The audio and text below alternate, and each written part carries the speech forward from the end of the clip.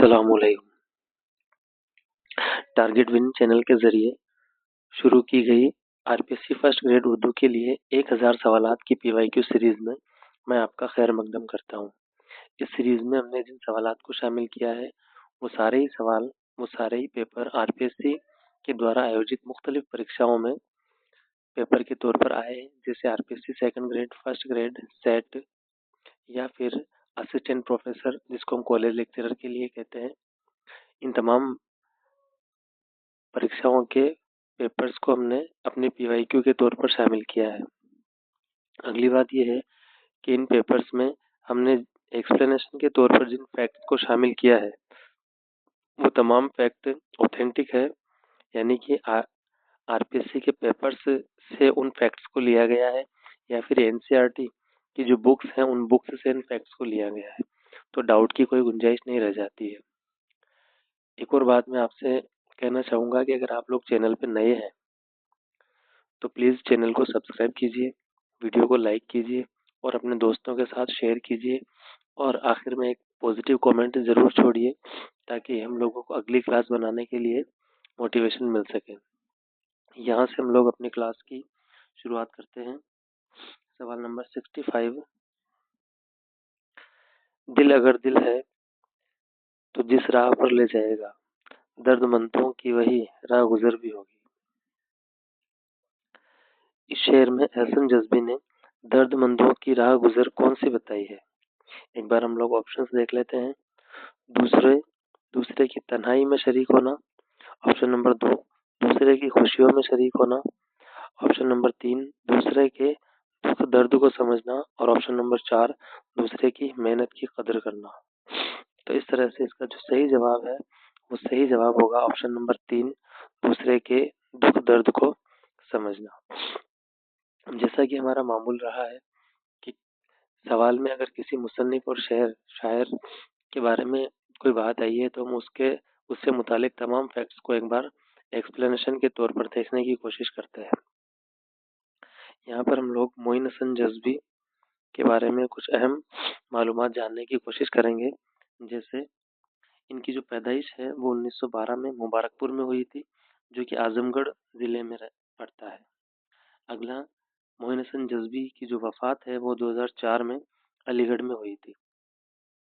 एक चीज़ मैं और यहाँ पर आप लोगों को बता देना चाहता हूँ कि अगर कोई इस चैनल पर नए आए हैं तो उनको ये जान लेना चाहिए कि हम लोग जो पहले जो सन और मुकाम पढ़ते हैं वो पैदाइश है, और जो बाद में हम लोग पढ़ते हैं वो होती है उनकी वफ़ात का मुकाम और साल।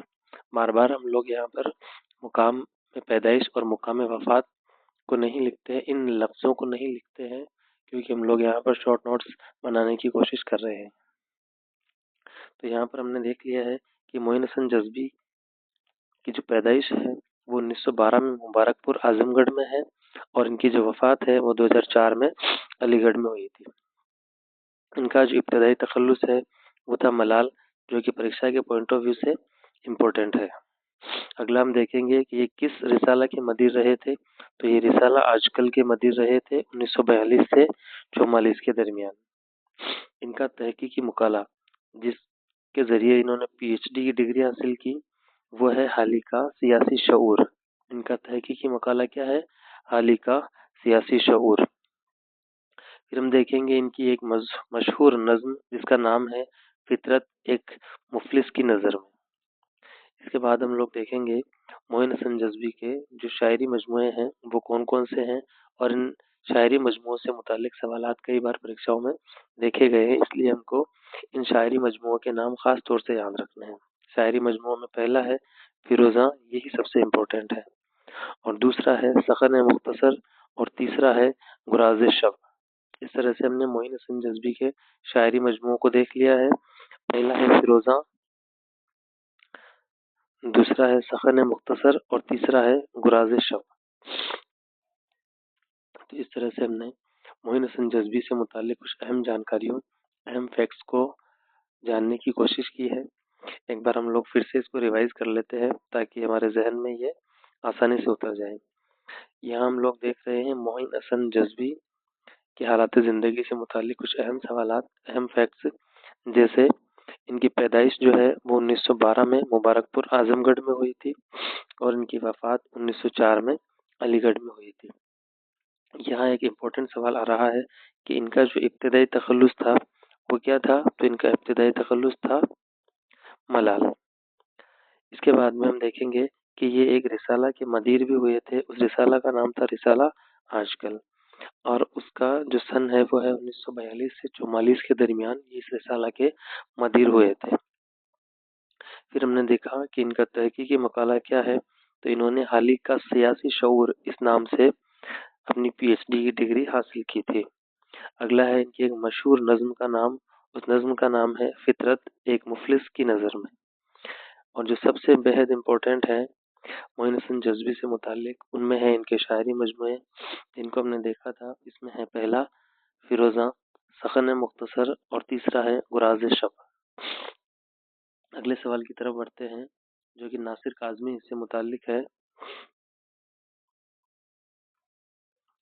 नासिर काज़मी की गज़ल में किस जज्बा की कार फरमाई है?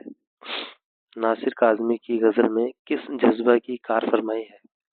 तो एक बार हम लोग इसके ऑप्शंस देख लेते हैं। ऑप्शन नंबर 1 तन्हाई का कर्ब, हिजरत का कर्ब। ऑप्शन नंबर 3 माशी कर्ब, और चौथा सियासी कर्ब। तो इसका जो सही जवाब है वो है हिजरत का कर्ब। अब हम लोग नासिर काज़मी से मुतालिक कुछ अहम फैक्ट्स देख लेते हैं। जैसे इनकी पैदाइश 1925 में अम्बाला में हुई थी और इनकी वफात 1972 में लाहौर में हुई थी। किसी भी उर्दू के अदीब से मुतालिक कोई जो अहम सवाल हो सकता है, वो सबसे अहम सवाल है उनकी पैदाइश और वफात का सन और मकाम। तो ये हम लोगों को एक लिस्ट बना करके याद कर लेना है। इससे मुतालिक कम से कम 4 से 5 सवाल जरूर हम लोगों को आरपीएससी फर्स्ट ग्रेड उर्दू के पेपर में देखने के लिए मिलेंगे इंशाल्लाह। अब हम देख रहे हैं नासिर काज़मी की नज़मों का मजमुआ कौन सा है। तो इनकी जो नज़मों का मजमुआ है वो है निशात ख्वाब। इनकी नज़मों का मजमुआ क्या है? निशात ख्वाब। इसके बाद हम देखेंगे इनकी गज़लों का मजमुआ। इसमें पहला है बर्ग नए दीप और पहली बारिश। इनका जो तनकीदी मज़ामीन है उसका नाम है खुश्क चश्मे के किनारे। यहाँ पर हमने इसको हिंदी में भी लिख दिया है, खुश्क चश्मे के किनारे। ये क्या है? इनका तनकीदी मज़ामीन है। फिर इनकी एक कथा कहानी देख लेते हैं जिसका नाम है सुर की छाया। कथा कहानी का नाम क्या है? सुर की छाया। एक बार फिर से नासिर काज़मी से मुतालिक फैक्ट्स को हम लोग रिवाइज कर लेते हैं। जैसे इनकी पैदाइश है 1925 अम्बाला, इनकी वफात है 1972 में लाहौर में। इनकी नज़मों का जो मजमुआ है वो है निशात ख्वाब। इनकी गज़लों का मजमुआ है बर्ग नए, दीवान और पहली बारिश। इसके बाद हमने देखा इनके तनकीदी मज़ामीन जिसका नाम है खुश्क चश्मे के किनारे। ये हम किसके बारे में पढ़ रहे हैं? नासिर काज़मी के बारे में। और इनकी कथा कहानी का नाम है सुर की छाया। यहाँ से अब हम अगले सवाल की तरफ बढ़ते हैं। सवाल नंबर 67 जो कि मीर अनीस से मुतालिक होने वाला है। मीर अनीस रिक्त स्थान के सबसे बड़े शायर हैं। अब हम लोग जानते हैं कि मीर अनीस किस सिंफ के सबसे बड़े शायर हैं। तो हम सभी लोग जानते हैं कि ये मर्शिया के सबसे बड़े शायर हुए हैं। तो इसका सही जवाब हो जाएगा ऑप्शन नंबर 3 मर्शिया। यहाँ हम देख लेते हैं मीर अनीस की पैदाइश और वफात का सन और मकाम। तो इनकी पैदाइश जो है 1802 में फैजाबाद में हुई थी। इनकी वफात 1874 में लखनऊ में हुई थी। मीर अनीस से मुतालिक अहम फैक्ट्स को हम आगे आने वाले सवालात में देखेंगे। यहाँ थोड़ी जगह कम थी इसलिए मैं फैक्ट्स लिख नहीं पाया। अगले सवाल की तरफ रुख करते हैं। सवाल नंबर 68 जो कि इस्माइल मेरठी इससे मुतालिक होने वाला है। इस्माइल मेरठी ने नसीहत आमेज नज़में लिखी, यानी किन से मुतालिक नसीहत आमेज नज़में इन्होंने लिखी है। तो ऑप्शन देख लेते हैं एक बार। पहला है ऑप्शन नंबर 1 बड़ों के मुतालिक, ऑप्शन नंबर 2 औरतों के मुतालिक, ऑप्शन नंबर 3 जानवरों के मुतालिक, और ऑप्शन नंबर 4 बच्चों के मुतालिक। तो जिसका सही जवाब होने वाला है वो है ऑप्शन नंबर 4। इन्होंने बच्चों के मुतालिक नसीहत आमेज नज़में लिखी है। किनके बारे में बात चल रही है? इस्माइल मेरठी के बारे में बात चल रही है। अब हम देखेंगे इस्माइल मेरठी से मुतालिक कुछ अहम फैक्ट। जैसे इनका जो सही असल नाम है वो है मोहम्मद इस्माइल। इनका सही नाम क्या है? तो इनका सही नाम है मोहम्मद इस्माइल। इनकी पैदाइश 1844 में मेरठ में हुई थी और इनकी वफात 1917 में मेरठ में हुई थी। यानी कि इनका जो पैदाइश और वफात का मुकाम है वो बेहद आसानी से याद रखा जाएगा। वो दोनों ही क्या है? मेरठ। अब हमको केवल इनकी पैदाइश और वफात का सन याद रखना है। तो इनकी जो पैदाइश हुई थी वो हुई थी 1844 में मेरठ में और इनकी वफात हुई थी 1917 में मेरठ में। इनका तखल्लुस था इस्माइल। क्या तखल्लुस इस्तेमाल करते थे? इस्माइल तखल्लुस इस्तेमाल किया करते थे।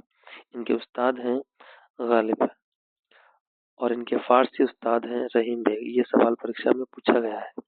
इस्माइल मेरठी के फारसी उस्ताद का नाम बताइए। तो उनके फारसी उस्ताद का नाम क्या था? रहीम बेग। यहाँ पर हमने इस्माइल मेरठी से मुतालिक कुछ अहम फैक्ट्स को देखा है, जिसमें हमने देखा था कि इनका असल नाम पूरा नाम था मोहम्मद इस्माइल। इस तरह के सवाल परीक्षा में पूछे जाते हैं। इनकी पैदाइश और वफात दोनों का ही मुकाम जो है वो है मेरठ। इनकी पैदाइश 1844 मेरठ में, इनकी वफात 1917 में मेरठ में और इनका जो तखल्लुस था वो था इस्माइल। पूरा नाम है मोहम्मद इस्माइल, तखल्लुस है इस्माइल। इनके उस्ताद थे गालिब, हालांकि इनके फारसी उस्ताद थे रहीम बेग। ये सवाल परीक्षा में पूछा गया है। अगले सवाल नंबर 69 की तरफ रुख करते हैं। लखनऊ दबिस्तान के तहत किस नई सिन्फ सखन की इजाद हुई? सवाल नंबर 69, लखनऊ दबिस्तान के तहत किस नई सिन्फ सखन की इजाद हुई? तो एक बार हम लोग ऑप्शंस देख लेते हैं। माफ कीजिएगा, आज थोड़ी तबीयत नासाज है। आपको शायद आवाज सही लग रहा होगा या मेरी आवाज हो सकता है आज क्लियर नहीं आ रही होगी, इसके लिए माफी चाहता हूँ। ऑप्शन देख लेते हैं। ऑप्शन नंबर 1 मर्सिया, ऑप्शन नंबर 2 रहस, ऑप्शन नंबर 3 रेखती, ऑप्शन नंबर 4 मसनवी। तो इसका जो सही जवाब होगा वो होगा ऑप्शन नंबर 3 रेखती। दबिस्तान लखनऊ के जरिए जिस नई सिन्फ सखन की इजाद की गई वो था रेखती। अगले सवाल की तरफ बढ़ते हैं। सवाल नंबर 70, दिल्ली दबिस्तान की खुसूसियात कौन सी है? ऑप्शन देख लेते हैं। ऑप्शन नंबर 1 इखलाकियत, ऑप्शन नंबर 2 मुबालिगा, ऑप्शन नंबर 3 तसना, ऑप्शन नंबर 4 खारजियत। तो इसका सही जवाब हो जाएगा ऑप्शन नंबर 1 इखलाकियत।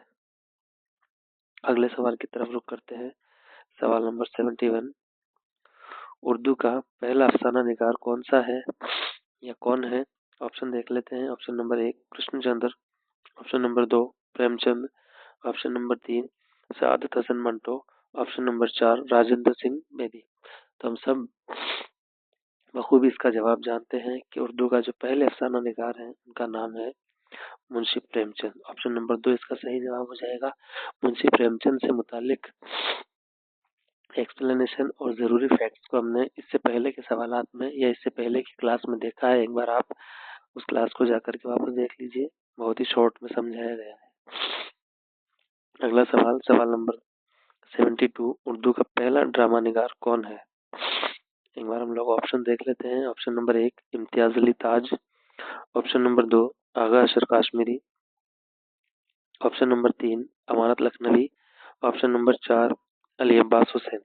तो इसका सही जवाब हो जाएगा जवाब नंबर 3 अमानत लखनवी। अमानत लखनवी जो है उर्दू के पहले ड्रामा निगार हैं। इन्होंने जो पहला ड्रामा लिखा जो उर्दू का है उसका नाम है इंद्र सभा। इंद्र सभा जो कि 1852 में लिखा गया था और ये सवाल आरपीएससी सेकंड ग्रेड 2013 के पेपर में शामिल है। उर्दू का पहला ड्रामा निगार इम्तियाज अली ताज, इनका लिखा पहला ड्रामा इंद्र सभा जो कि उर्दू का पहला ड्रामा भी है, ये 1852 में लिखा गया था ये सवाल आरपीएससी सेकंड ग्रेड 2013 में पूछा गया था। और यहाँ पर हम देख लेते हैं आगा अशर काश्मीरी से मुतालिक कि आगा अशर काश्मीरी को उर्दू ड्रामा निगारिका शेक्सपियर कहा जाता है। आगा अशर काश्मीरी को उर्दू ड्रामा निगारिका शेक्सपियर कहा जाता है। किनको? आगा अशर काश्मीरी को। अगले सवाल की तरफ बढ़ते हैं। सवाल नंबर 83। हमने उन्हीं सवालात को शामिल किया है जो हमारे सिलेबस के अकॉर्डिंग रिलेट कर रहे हैं। बाकी सवालात को हमने स्किप किया है जो हमारे सिलेबस के हिसाब से नहीं है। तो आप सवालों की सीरीज पर ध्यान न दे करके सवाल पर ध्यान दीजिएगा।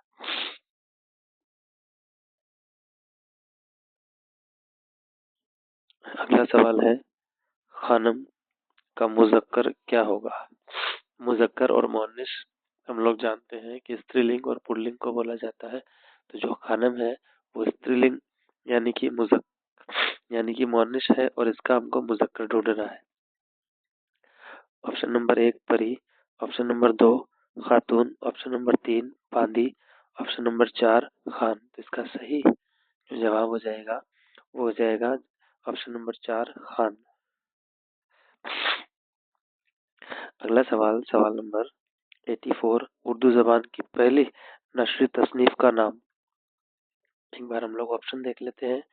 Option number 1 Merajul Ashiqeen, option number 2 Sabras, option number 3 Kadam Rao Padam Rao, option number 4 Alinama. तो इसका जो सही जवाब है वो हो जाएगा ऑप्शन नंबर 2 सबरस। ये उर्दू जबान की पहली नशरी तसनीफ है। ये 1635 में मुल्ला फजही ने इसको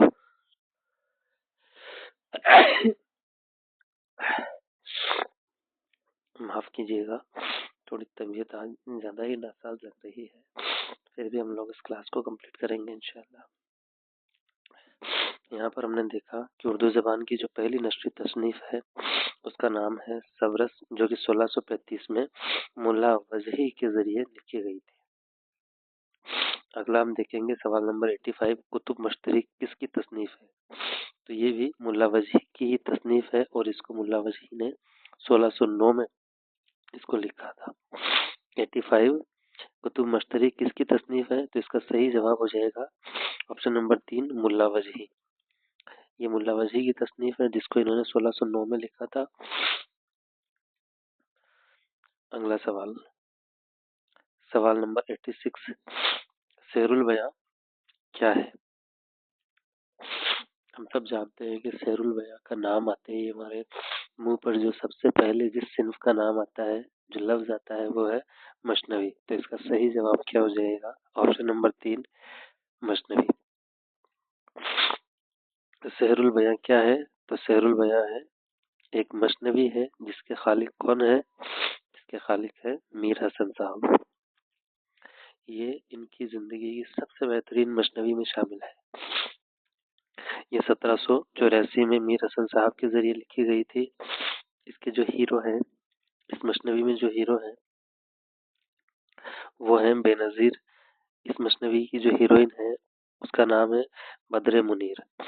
और एक किरदार और है इसमें जिसका नाम है नजमुन्निसा, जो कि बद्र मुनीर की सहेली भी है और वजीरजादी भी है, यानी वजीर की बेटी भी है। मीर हसन से मुतालिक एक अहम जानकारी ये है कि ये मीर अनीस के दादा है। किनके दादा है? ये मीर अनीस के दादा है। मीर अनीस जो कि उर्दू मर्शिया के जिनको बादशाह बेताज बादशाह बोला जाता है, ये उनके क्या है? दादा है। अगला सवाल नंबर 87।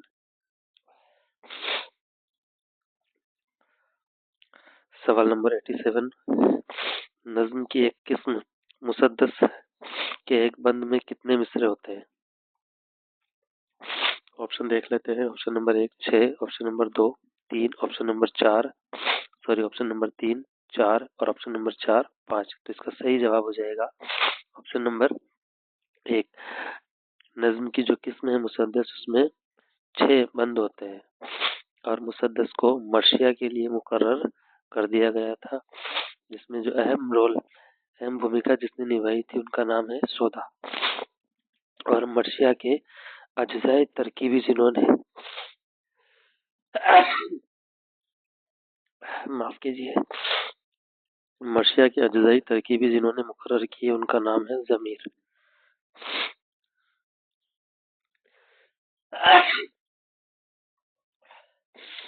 अगले सवाल की तरफ बढ़ते हैं। सवाल नंबर 88।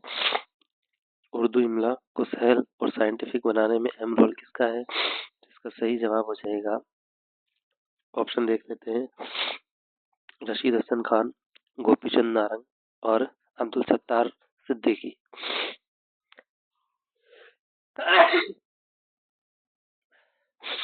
इसका सही जवाब है जवाब नंबर 4। ये चारों ही इसके ये तीनों ही इसके दोनों ही इसमें अहम रोल अदा किया है। अगला सवाल नंबर 89। खुतूत निगारी एक फन है, इसके लिए क्या उसूल और क्या मौज़ूआत होते हैं? इनमें से एक असूल जो अहम है बताइए। तो इसका सही जवाब है जवाब नंबर 4, यानी कि इसमें 3 ऑप्शन दिए गए हैं वो तीनों ही गलत है। पहला दिलचस्पी, तनु और शगुफ्तगी, ये तीनों ही गलत हैं, इसमें से कोई भी उसूल शामिल नहीं है। अगला हम देखेंगे, इमला दुरुस्त होने में किसकी पैरवी की जाती है?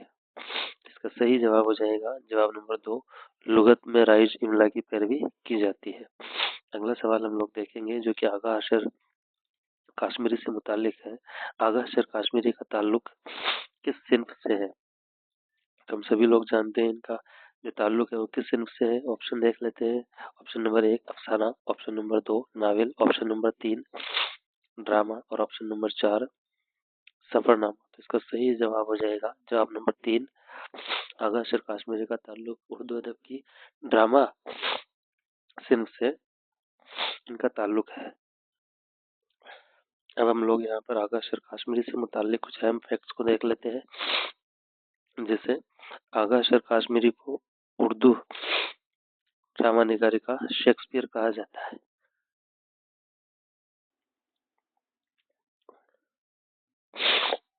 आगा अशर काश्मीरी की पैदाइश हुई थी 1879 में बनारस में और इनकी वफात हुई थी 1935 में लाहौर में। इनका जो सही नाम असल नाम है वो है आगा मोहम्मद शाह। इन्होंने हशर तखल्लुस इस्तेमाल किया था। इनके वालिद का नाम है आगा मोहम्मद गनी शाह, यानी इनके और इनके वालिद के नाम में केवल एक लफ्ज गनी आता है जो इन दोनों के नाम में डिफरेंस पैदा करता है। इसके बाद हम देखेंगे आगा अशर काश्मीरी का जो पहला ड्रामा है उसका नाम है आफ्ताब मोहब्बत, जो कि 1897 में आगा अशर काश्मीरी ने लिखा था और ये इनका पहला ड्रामा था। इन्होंने एक मशहूर नज्म भी लिखी है जिस नज्म का नाम है शुक्रिया यूरोप। ये नज्म इन्होंने जलसा अंजुमन हिमायत इस्लाम में पहली बार पढ़ी थी। तमाम फैक्ट्स परीक्षा के लिहाज से इम्पोर्टेंट हैं, फिर से देख लेते हैं एक बार। आगा अशर काश्मीरी को उर्दू ड्रामा का शेक्सपियर कहा जाता है। उर्दू ड्रामा निगारी का इनको शेक्सपियर कहा जाता है। इनकी पैदाइश 1879 में बनारस में हुई थी। इनकी वफात 1935 में लाहौर में हुई थी। इनका जो असल नाम है वो है आगा मोहम्मद शाह। इन्होंने हशर तखल्लुस इस्तेमाल किया था। इनके वालिद का नाम है आगा मोहम्मद शाह। इन्होंने जो पहला ड्रामा लिखा था उसका नाम है आफ्ताब मोहब्बत। ये परीक्षा के लिहाज से इम्पोर्टेंट सवाल है, इसको हमको खास तौर से अपने नोट्स में शामिल करना है। आफ्ताब मोहब्बत आगा अशर काश्मीरी ने 1897 में लिखा था, जो कि इनका पहला ड्रामा बना। इनकी एक मशहूर नज्म भी है जिसका नाम है शुक्रिया यूरोप। इस नज्म को इन्होंने पहली मर्तबा जलसा अंजुमन हिमायत इस्लाम में पढ़ा था। अगला सवाल देख लेते हैं। सवाल नंबर 92।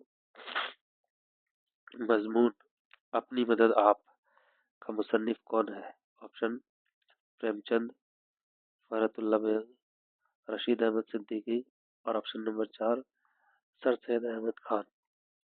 तो इसका सही जवाब हो जाएगा जवाब नंबर 4 सर सैयद अहमद खान।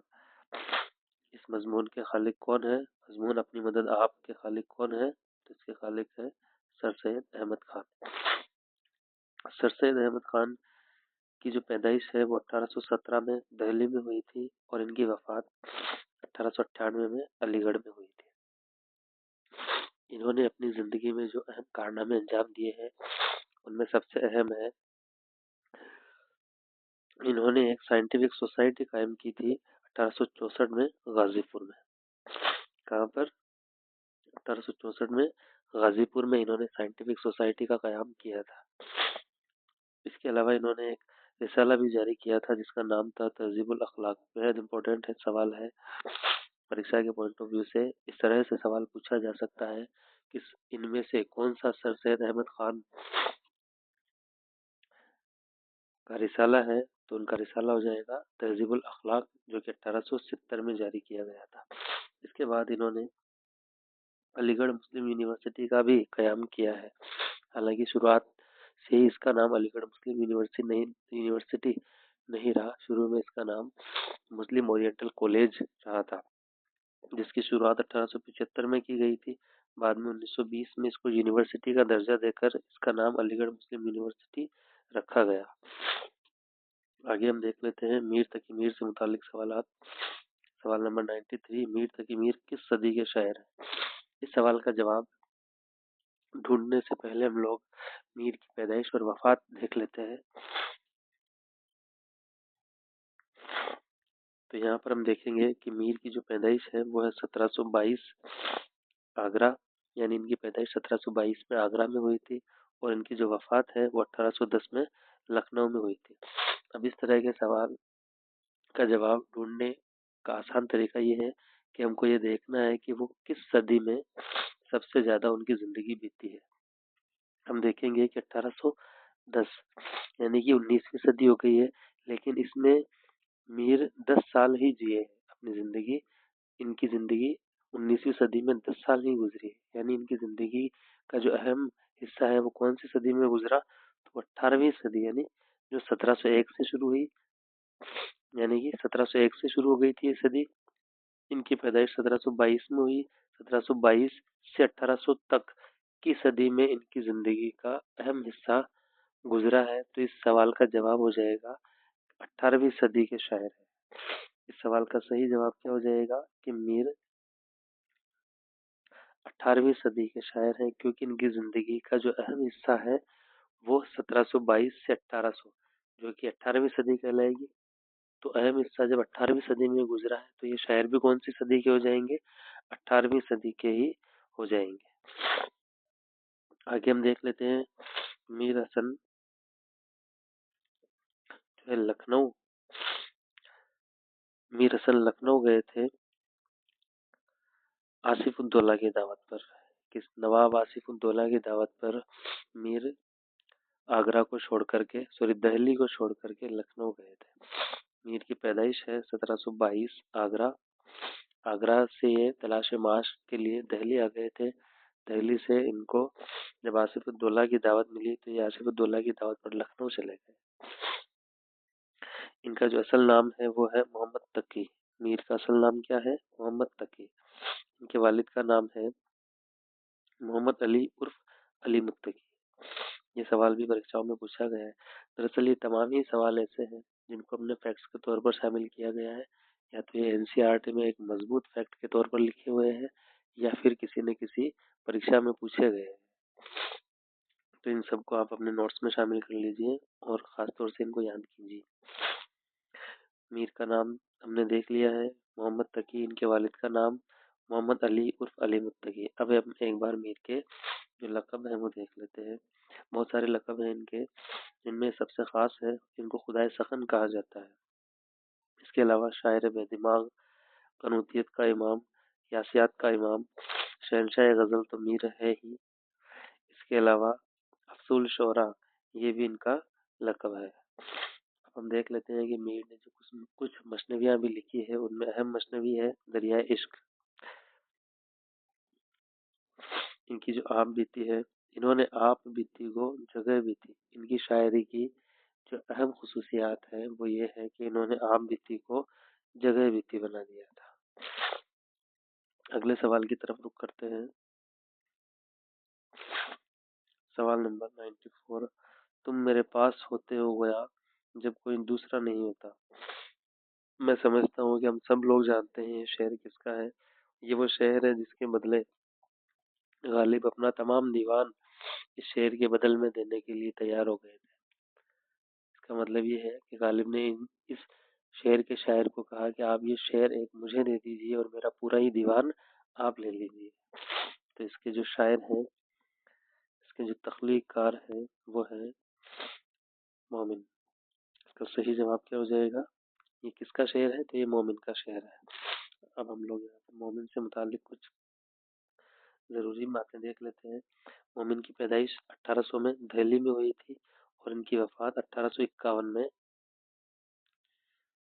दिल्ली में ही हुई थी। यानी इनकी पैदाइश और वफात का जो मुकाम है वो एक ही है। इसका मतलब मोमिन कितने साल जिए? तो 51 साल जिए थे, 1800 से 1851 तक। और इनकी जो वफात हुई थी वो एक कोटे से गिरकर हुई थी। इनके वालिद का नाम है हकीम गुलाम नबी। इनके उस्ताद थे शाह नसीर और इनका पेशा था तब आजमाई। क्या पेशा था? तब। अगला सवाल, सवाल नंबर 95। उसके रुखसार देख कर जीता हूँ, आरज़ी मेरी जिंदगानी क्या। इस शेर में लफ्ज इहाम की सनात कौन सा लफ्ज है? एक बार ऑप्शन देख लेते हैं। आरज़ी, रुखसार, जीना या जिंदगानी। इहाम लफ्ज को ढूंढने से पहले हमको मालूम होना चाहिए कि इहाम है क्या। तो इहाम के बारे में थोड़ा सा देख लेते हैं। कलाम में ऐसे लफ्ज का इस्तेमाल जिसके दो मानी होते हैं, एक मानी करीब का होता है और दूसरा मानी दूर का होता है। और ऐसे शेर में शायर जो है दूसरा यानी दूर के मानी को ही इस्तेमाल करना चाहता है, उसकी मुराद दूर का मानी ही होता है। तो इसका सही जवाब हो जाएगा यहाँ पर आरजी। इहाम लफ्ज के लिए कौन सा इहाम के लिए कौन सा लफ्ज इस्तेमाल किया गया है? तो इसका सही जवाब हो जाएगा ऑप्शन नंबर 1 आरजी। जब हम लोग कवायद वाला पार्ट देखेंगे तब हम देखेंगे इन तमाम सनातों के बारे में। अगला सवाल, सवाल नंबर 96। नमक का दरोगा क्या है? Option number 1 drama, option number 2 novel, option number 3 अफसाना और ऑप्शन नंबर 4। तो इसका सही जवाब है ऑप्शन नंबर 3 नमक का दरोगा क्या है। ये एक अफसाना है और इसके खालिक कौन है? तो इसके खालिक है मुंशी प्रेमचंद है। हालांकि हमने कई बार मुंशी प्रेमचंद से मुतालिक अहम फैक्ट्स को देख लिया है, फिर भी यहाँ पर एक बार देख लेते हैं। इनकी जो पैदाइश है वो 1880 में लम्ही बनारस में हुई थी और इनकी वफात 1936 में बनारस में हुई थी। इनका जो असल नाम है वो था धनपत राय और इनका जो कलमी नाम इन्होंने शुरुआत में इख्तियार किया था वो था नवाब राय। प्रेमचंद ने शुरुआत में जो कलमी नाम इख्तियार किया था वो नाम था नवाब राय। ये नाम इनको इनके चचा ने दिया था। इनके चचा प्यार से प्रेमचंद को नवाब राय बुलाया करते थे, हालांकि इनका हकीकी नाम था धनपत राय। 1910 के बाद इन्होंने नवाब राय इस कलमी नाम को छोड़ करके मुंशी प्रेमचंद के नाम को इख्तियार कर लिया और जो पहली तख्लीक इन्होंने लिखी मुंशी प्रेमचंद के नाम से उसका नाम है बड़े घर की बेटी। इंपॉर्टेंट सवाल है परीक्षा के लिहाज से। इस तरह से सवाल पूछा जा सकता है कि मुंशी प्रेमचंद ने प्रेमचंद के नाम से पहली जो तख्लीक लिखी, पहला जो कारनामा लिखा वो कौन सा था? तो उसका जवाब हो जाएगा बड़े घर की बेटी। अगला सवाल, सवाल नंबर 97। इनमें से फरतुल्ला बेग की तसनीफ कौन सी है? ऑप्शन नंबर 1 शेख पीरू, ऑप्शन नंबर 2 दो बैल, ऑप्शन नंबर 3 जाकिर साहब और ऑप्शन नंबर 4 यारबाश। तो सीधा सा ये हमारे सिलेबस से आ गया है। तो ऑप्शन नंबर क्या हो जाएगा? ऑप्शन नंबर 4 जो कि मिर्जा फरतुल्ला बेग की तसनीफ है। अब हम फरतुल्ला बेग से मुतालिक कुछ फैक्ट्स देख लेते हैं कि उनकी पैदाइश और वफात कहाँ पर हुई थी। तो इनकी पैदाइश हुई थी 1886 में दिल्ली में और इनकी वफात हुई थी 1947 यानी 1947 में जब देश आज़ाद हो रहा था तभी अपनी ज़िंदगी से आज़ाद हो गए। इस तरह से हम याद रख सकते हैं कि फ़रतुल्लाह बेग की वफ़ात कब हुई थी। हमारे देश, हमारे मुल्क की आज़ादी के वक्त ये अपनी ज़िंदगी से आज़ाद हो गए यानी 1947 में इनकी वफ़ात हैदराबाद में हुई थी। इसी के साथ हम आज की हमारी इस क्लास का इख्तिताम करते हैं और मिलते हैं अगली एक और बेहतरीन क्लास में। यहाँ तक अगर आपको वीडियो पसंद आया हो तो आप वीडियो को लाइक कीजिए, अपने दोस्तों के साथ इसको शेयर कीजिए और अगर आपने अभी तक चैनल को सब्सक्राइब नहीं किया है तो सब्सक्राइब कर लीजिए। आज थोड़ी आवाज़ का मसला रह सकता है क्योंकि मेरी तबीयत थोड़ी ठीक नहीं है, तो इसको आप नज़रअंदाज कीजिए और अगली क्लास में मिलते हैं एक बेहतरीन वीडियो के साथ, बेहतरीन क्लास के साथ। शुक्रिया। अस्सलाम वालेकुम।